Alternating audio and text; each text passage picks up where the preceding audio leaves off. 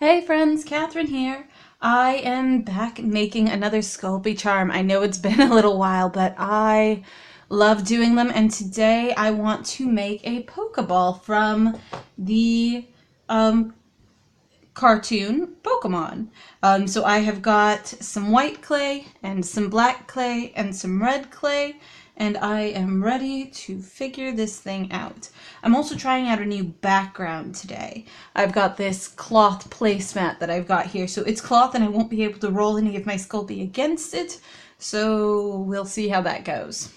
I've conditioned the white and the black so far, and now I'm doing the red, and I saved the red for last because it turns you red.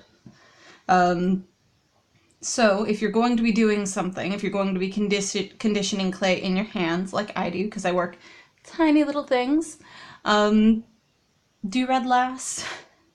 Blue will stain you too, not as badly, but if you're working with blue, do blue later on in your work. There we go. And then keep baby wipes handy because they will take the color off.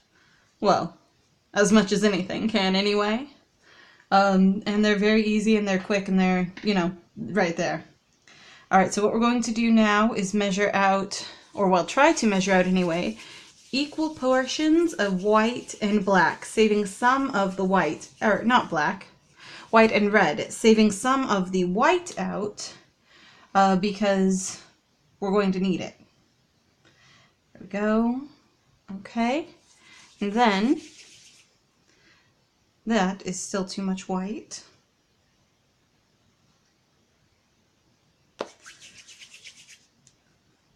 Go. Let's actually smush that in a little bit. I got a little bit of red on it, so the outside is turned pink, but if I mix it in, it'll go back to being white. Since it's only a little bit of red, if I had too much red on there, it wouldn't. There we are. Okay. And that's roughly the same size. Perfect. And then what we're going to do is squish it kind of flat so that it's sort of a disc. And then do the same thing for the red. Squish it kind of flat so that it's sort of a disc.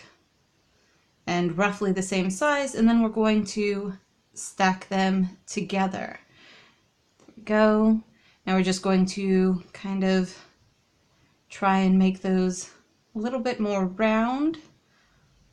And actually, that ended up being too much white, so I'm going to pull some more of that off and see if I can't smooth it back out again.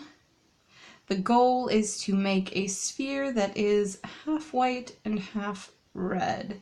And the white is softer than the red is, which makes it challenging. And then what I'm going to do is just roll it lightly in my hands, not too much if I can avoid it, to try and make it more of a sphere. There we go. Now we're going to take a little bit of this white and find a spot that is not perfectly in line with the others, and maybe a little bit less white. Trying to make a little bitty dot. Go. Oh. A bit of paracord on my desk, that's okay. And then we just set the dot on the front of the Pokeball, covering up one of the less than perfect spots, and smooth it out into a round dot so that we're going to be using that to form the button on the front of the Pokeball. And then take an even smaller piece of black, maybe even smaller than that, and roll that into a circle and squish it flat and set that little black dot on the front of the little white dot. Go, and there we have it, a Pokeball. Choo. Pokemon. That is it for the little Pokeball charm. I am going to try to use one of these baby wipes to see if I can't clean up this white a little bit more. It's looking a little pink, but the baby wipe should be able to handle that. If not, I can always use a brush with a little isopropyl alcohol that should also clean the pink stain on the surface of the white off. Oh, there we go, and I smeared that upward a little bit. That's okay, I will just straighten it back down.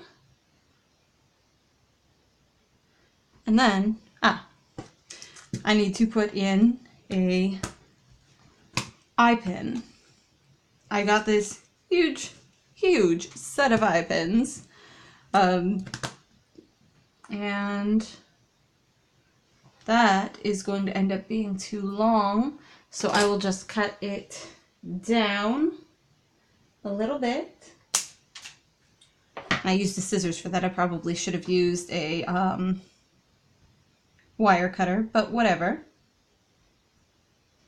And then I will just stick the eye pin right in the top. There we go. Now that's a Pokeball. That's mildly respectable. You know what we might do before we finish this up? Because that was kind of quick. And I do want to add a little bit more detail. We might take the remainder of our black and roll it out into as thin of a snake as we possibly can against our hand, because our workstation has a fabric placemat on it right now because we're trying that out. There we go, as thin of a snake as possible. And then take and add a little line between the red and the white. And that really cleans up that point where they meet, and it also really just finishes up that Pokeball look. So I'm actually really happy with how that's turning out. And then we'll just kind of smooth it into it a little bit so that it's not quite so raised. And Pokeball done. Pokeball done. We might grab a little bit of white and backfill that spot right there just so that it's white. There we go. Now we mean business. Now we're in the Pokemon catching arena. There we go. Alright, and then I'm going to bake it at the instructed temperature for the instructed amount of time. And that's it. That's what I did today. I made this tiny little Pokeball keychain.